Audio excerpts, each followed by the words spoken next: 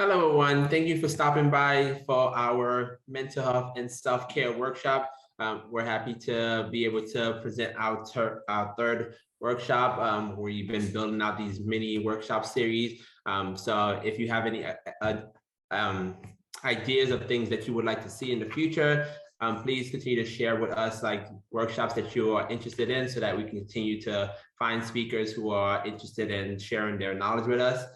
Today, we are going to be presenting on the mental health and self-care topic. This workshop will be presented by Julie Flanagan. She is the mental health program coordinator at Up2Us. And Up2Us is a mental health promotion and prevention program at New York Presbyterian Hospital. And pretty much this is kind of like what they do. They go around doing workshops and presenting information to youths in schools throughout the city. And in this workshop, you will learn strategies to improve your mental health and prioritize self-care. And we will deal with like all the knowledge and information about mental health and kind of like learning about the different types. And I would like to pass it on and introduce Julie as our presenter. So if you have any questions, feel free to put them in the chat. You can always use the raise hand feature if you want to verbally share something, but I will pass it on to Julie so she can begin to introduce herself. Awesome, thank you, Max. You actually went over some of my introduction of Up2Us, and if there's any questions throughout and things like that, but welcome everyone. Thank you for joining us. As Max said, my name is Julie. I'm the interim program manager for the Up2Us program.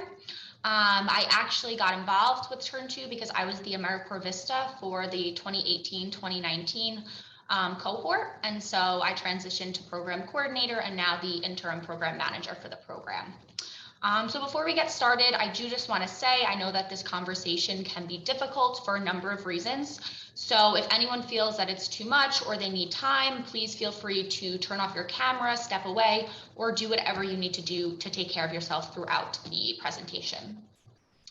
So I'm going to go ahead and share my screen.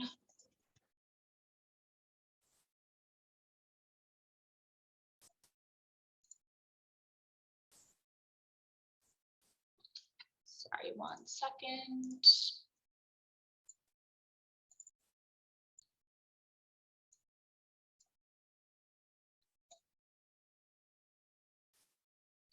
Can everyone see my screen?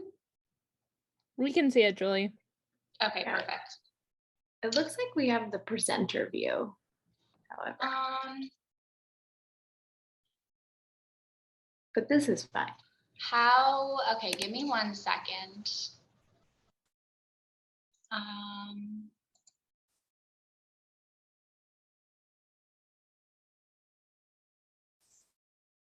Do you have it now? Now it's just the regular presentation, right? Yes. Okay, cool. Thank you.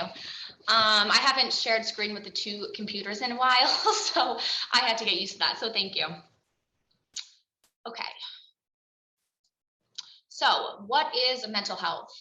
So mental health is emotional, psychological, and social well-being. Oftentimes, people just associate mental health with disorders, which it is mental health disorders, but it's also just taking care of ourselves, which sadly, a lot of times we forget to do.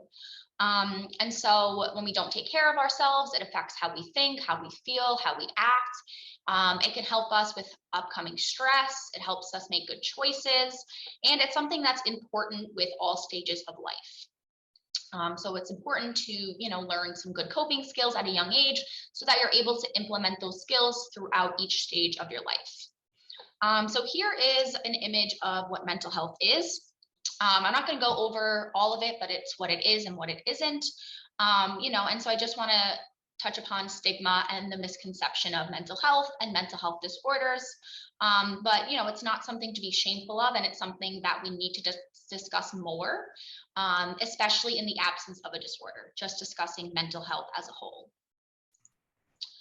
So influence of culture and ethnicity. So different cultures express and discuss stress differently. So some cultures may hide their emotions.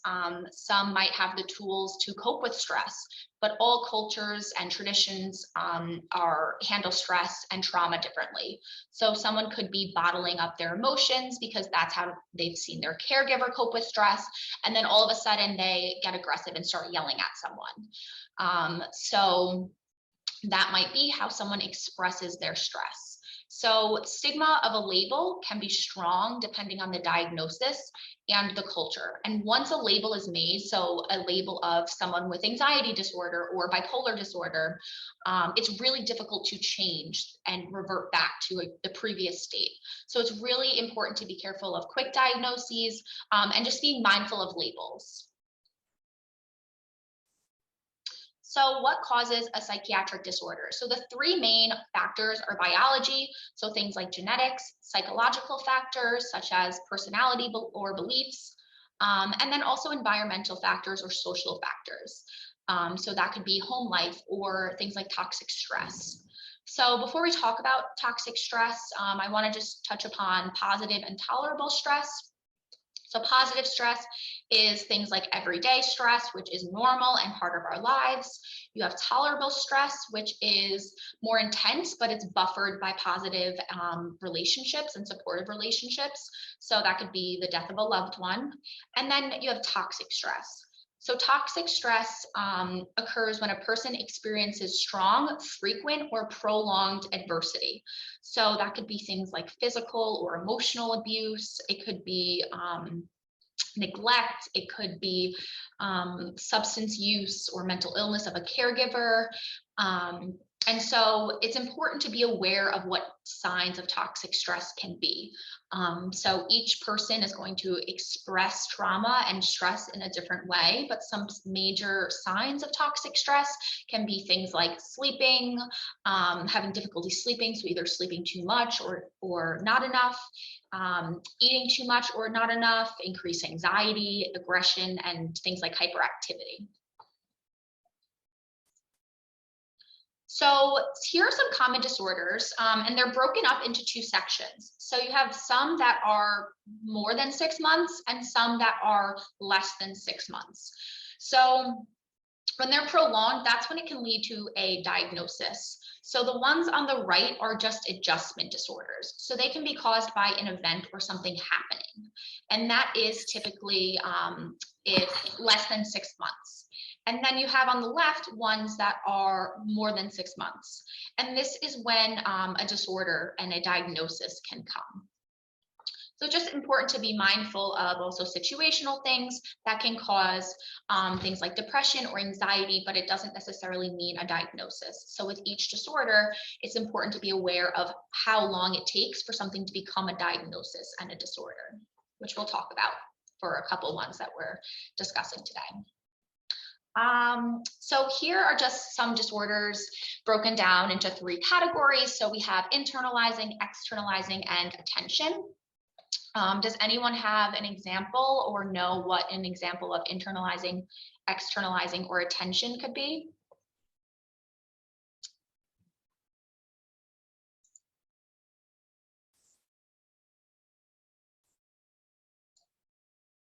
Okay, so internalizing is things like anxiety and depression. And so all of these disorders and diagnoses depend on what's happening in that part of the brain. So for the mood, so for things like anxiety and depression, that takes place in the hypothalamus, and so the amygdala, which is the where all of your thoughts and feelings and emotions are stored, and then the control is the frontal brain, so that's the externalizing symptoms, and then focus is the prefrontal cortex, and so those are the attention disorders.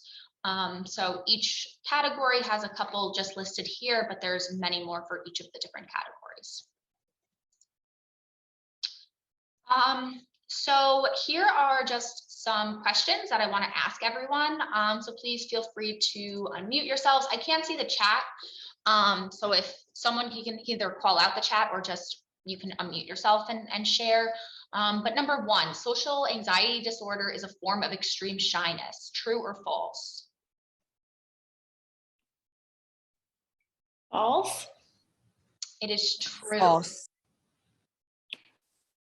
Yes, it's true. So social anxiety disorder is a form of extreme shyness, which we're going to talk about all these questions with the presentation. But it is better to ignore traumatic events. If the events are not discussed, people will forget about them. True or false? False. Yes, false. Trauma-focused cognitive behavioral therapy is the recommended treatment for PTSD. True. That's true. Isn't True, chat. yes.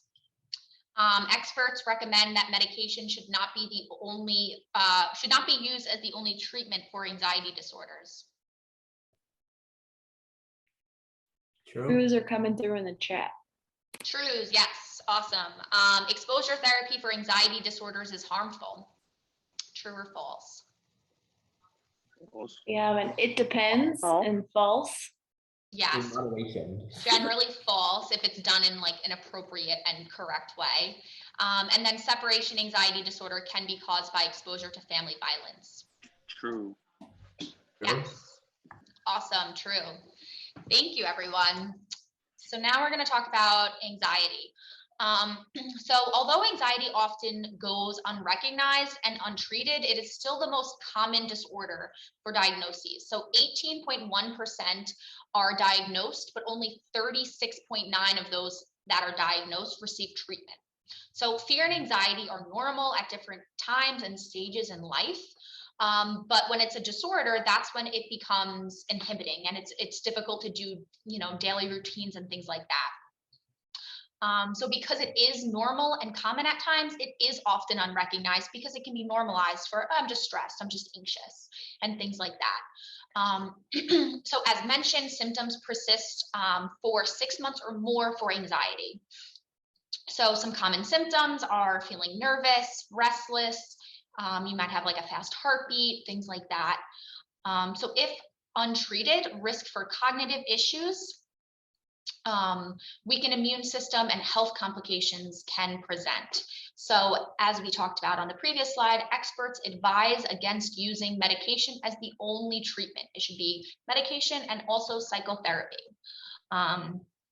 So psychotherapy for an average of like 1 to 2 years provides long-lasting effects and helps clients and individuals develop coping skills and things that they're able to do on their own moving forward. So we think of remission as opposed to a cure because most mental health diagnoses are chronic, and so they can reoccur in the future, but providing and having those coping skills is what can help us make it through and keep going forward. So here are just some types of anxiety. I'm not going to go over all of them for the sake of time and things like that. One thing to keep in mind is separation anxiety disorder. A lot of people just think of it for children, but you can have separation anxiety disorder as an adult as well. Social anxiety disorder or social phobia, as we discussed, is a form of extreme shyness. And I just want to talk about select mutism because it's not really something that's discussed often, but when it's having a hard time communicating in certain situations or settings. So someone might be like a chatterbox at home, but in school they are mute, they don't speak at all. And so it's in certain settings or situations that they might be exhibiting these symptoms and these the symptoms of the disorder. And then I just do, sorry, I did not mean to do that. I just want to talk about quickly on the trauma-related anxiety disorder, so post-traumatic stress disorder. So this is now more important than ever, even before COVID it was important, but now more than ever. Toxic stress in the absence of PTSD can lead to long physical health problems, mental health problems, social problems, and can actually be passed down from generation to generation. So this is in the absence of PTSD, but it's more prevalent for someone exhibiting PTSD. And so people react in different ways to trauma, but And a lot of times it does vary by age. But to help support these long-term difficulties and help support someone who is experiencing PTSD or just a trauma-related anxiety disorder can really be buffered by supportive relationships. And so having even just one supportive relationship can make a huge difference in the recovery process for trauma. So mood disorders, I think we have enough time. I'm sorry, I feel like I'm gonna speed through things now just to make sure I get to everything. But does anyone have any questions?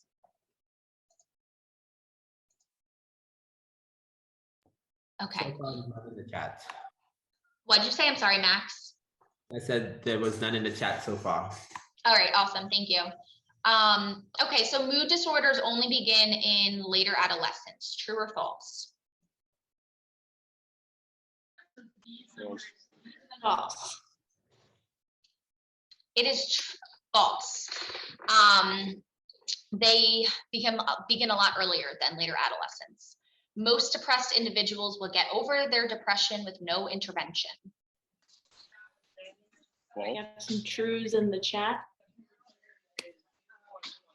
This one is false. It's important to be able to provide medication and psychotherapy treatment for individuals with depression. And then the last one is, if you suspect a depressed individual is thinking of death, you should not ask about suicide, as that might put ideas in their head. True or false? We have false in the chat. False. False. This is one of the biggest misconceptions of suicide and depression. If you suspect someone is thinking of death or suicide, you should always ask, because you are not putting the idea in their head, because they already have the idea if they are thinking about it. And asking and reaching out is a way to prevent something from further happening.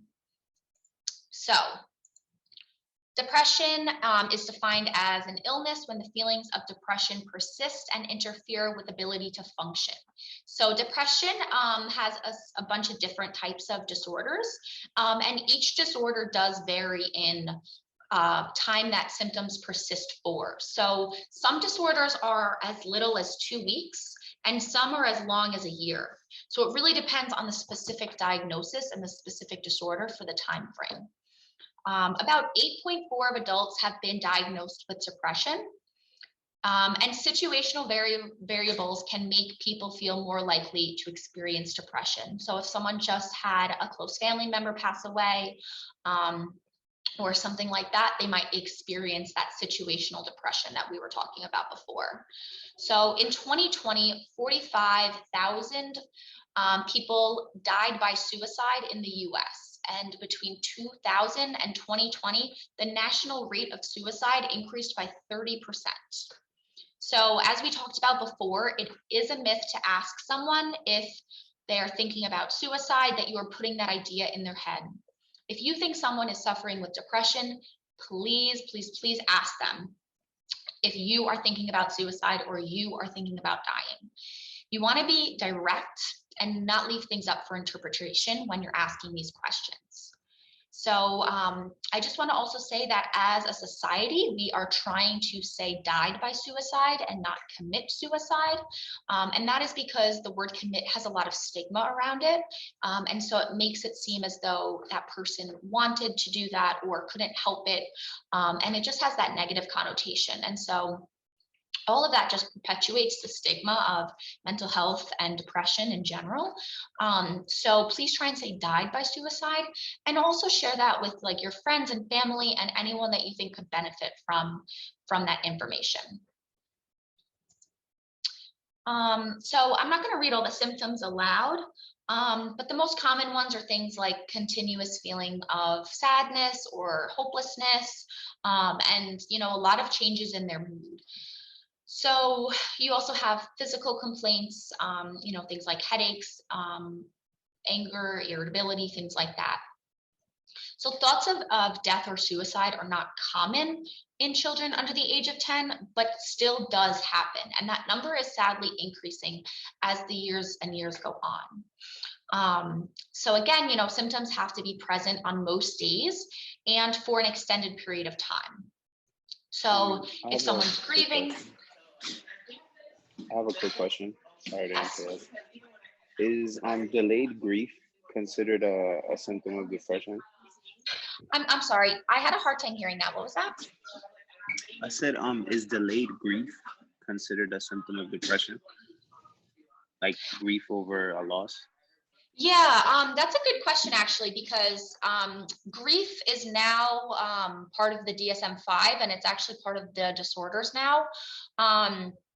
And so that would fall under the category of the situational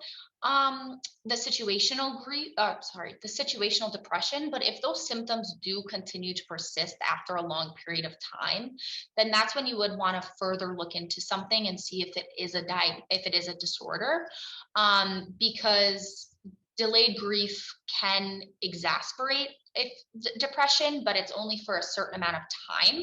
So if those symptoms and those feelings do persist after the extended period of time, then that's when it could be considered something more than just the situation and the situational depression.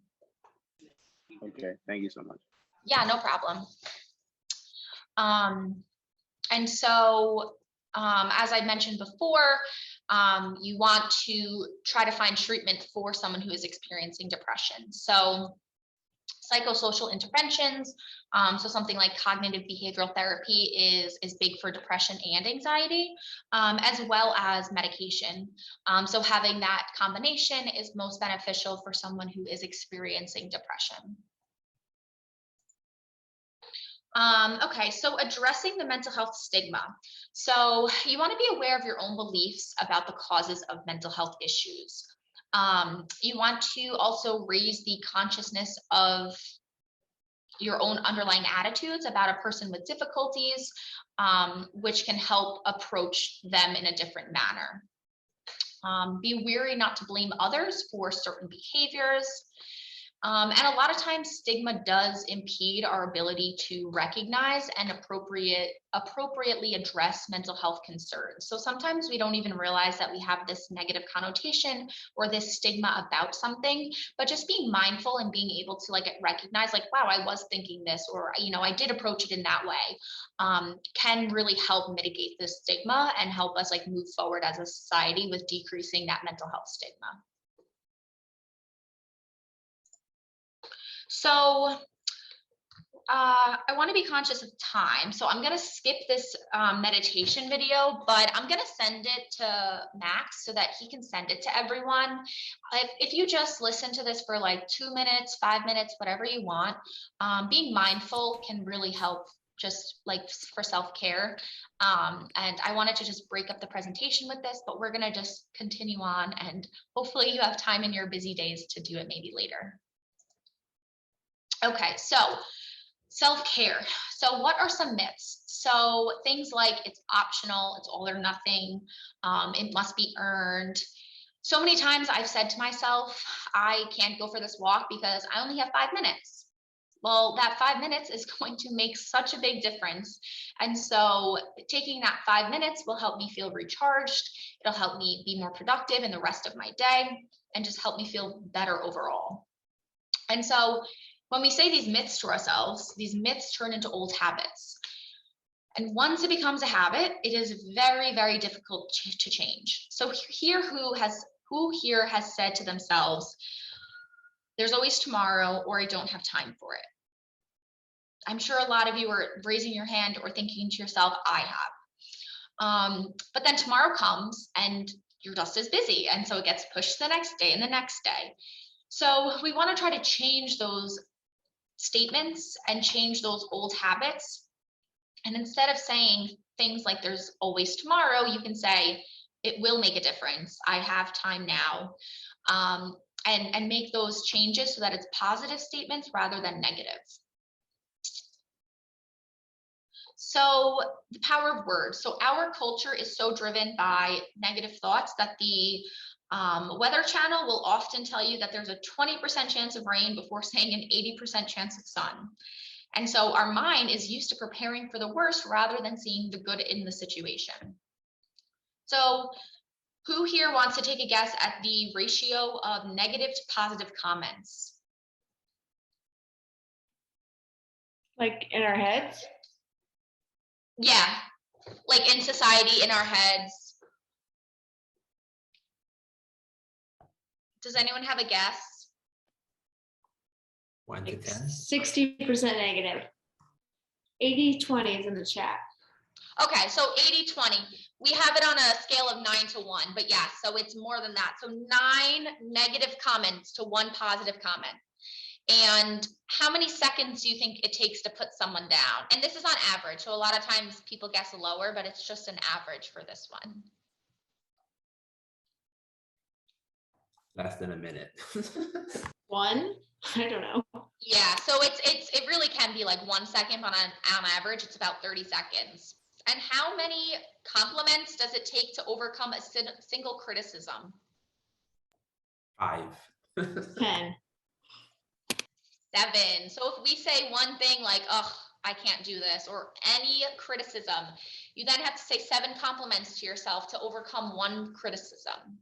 And a lot of times we're not sitting there and saying 7 positive things to ourselves. We are more often self-critical than self-affirming. And so as a society, that is just how we move on with things. And as you know, I never even thought about the reporters, you know, but it's true. They often say 20% chance of rain before saying 80% chance of sun. So what can we do about that? So we can reframe. We can ask ourselves a series of questions.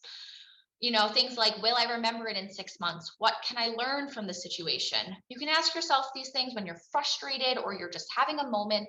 And if you are trying to think positive and ask yourself these questions, you will be more calm, you'll be more relaxed, and you won't let yourself get so tense. In our student workshops, we say, like, on a scale of 1 to 10, how serious is this problem? So we say, is it a 1 or is it a 10? And for the example of the 10, we say it's like a lion is chasing you. So every time you might be feeling like down or you might be having some frustration, you can say, is it a 1 or is it a 10? And the 10 is like a lion is chasing you. And it just puts things into perspective a little bit more. So let's share how to make self-care a habit. So I know that it's, you know, I'm going to say all these things and it sounds a lot easier said than done, but it's somewhere to start. So starting at a realistic pace when you're setting new goals. If you want to go for more walks, you can say, I'm going to start with a block rather than a mile. And then you can work up from there. Giving yourself credit for the small steps and not just focusing on the big picture. If you've had a busy day and you wanted to do like X, Y, and Z, but all you were able to do was clean the kitchen, like that's important. Take note of that and like congratulate yourself for being able to do that. Planning ahead for stress, so creating a schedule and a routine. Yes, that can change, but at least having that schedule and routine can help you handle that upcoming stress and help you handle if something does change from that schedule. Establishing boundaries, so things like when to be reached, replying to emails. When COVID first hit and everyone was working from home, it was so hard to set those boundaries because you can just hop back on your computer. But setting those boundaries for yourself and saying, okay, I'm not going to answer emails after this time on weeknights, and making sure you stick to that. Not putting off decisions. So the longer you wait, the more stress it will cause. So there is good timing for things, right? So you want to make sure that if you're creating a schedule, you're putting things down at times that will work well. So if you normally work until 6 p.m., don't say you're going to go for a walk at 5:30. Say you're going to go for one at 6:15. That way you're more likely to actually go and hold yourself accountable for that. Unexpected changes. So COVID really helped us with this, but learning to go with the flow and adapt. Things come up and things will change. So being ready for that can help you handle stress in a big way. And then accepting where you are at, because it is okay to feel down sometimes. But when that concern takes over and it impedes on your everyday life and you don't feel in control, that is when you want to seek assistance. That is when you want to ask for help. So here is my email and phone number. If you ever have any questions and want to reach out, please feel free to. I know that at the end I kind of rushed there. So if anyone like has any follow-up questions or wants more information about any specific topic, like please feel free to reach out. I'll put my email and phone number in the chat. And if you miss it and want it, you can always ask someone at Up2Us or Cindy. Any questions?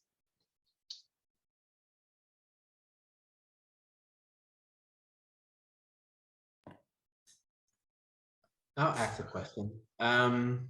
What is can you talk to about like what is the connection between like personality and mental health? Yeah, sure.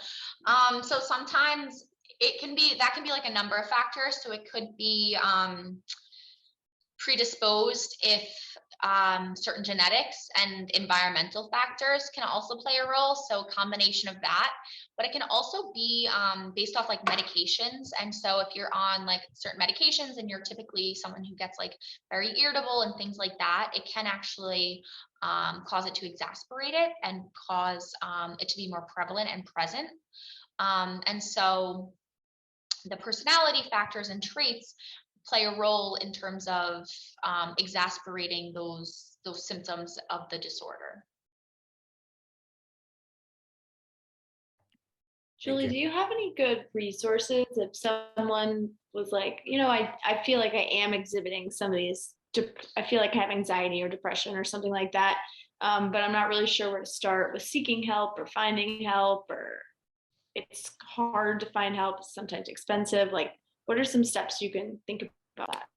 Yeah, sure. So on the resource sheet, did that go out to the VISTAs yet for like the handout? I will be sending it out to everyone right now as with the slides. Okay, awesome. So yeah, so it depends on where you live. So like if you're in New York City, there's like a resource where you can actually just search like your location and you can find resources in the community you live in. But if you just want to find something in your area or something like that, if you go on Google and you type in like mental health resources, it's going to give you a whole bunch of like different resources in your community. So you can do like virtual ones, you can do in-person ones. And if you're on a virtual platform, if like that's the way you'd prefer it, it's easier access for like a lot of different resources rather than like an in-person one in your community. But on the handout, we give some tips and suggestions for finding resources in your community. I know that it can feel like really overwhelming sometimes, being like, where do I start? What do I do? But Google really can be your friend in that sense, because it really can provide a lot of different like community resources, agencies, like private practice, things like that. And you can also like select based off of insurance and things like that. But I'll send you an additional resource that's not in the handout for you to send to all the VISTAs Max.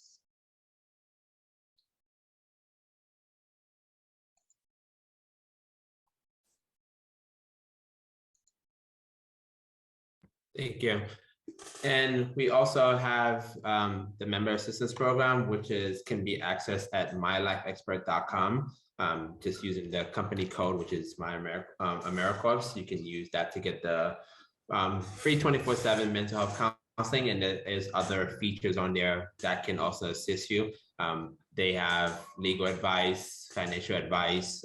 They have even life coaching that can help you plan for like changes in your life or unexpected changes. And there are other stuff like, even like a personal assistant that can help you do certain things that you may need help for, or find people that can help you with certain things.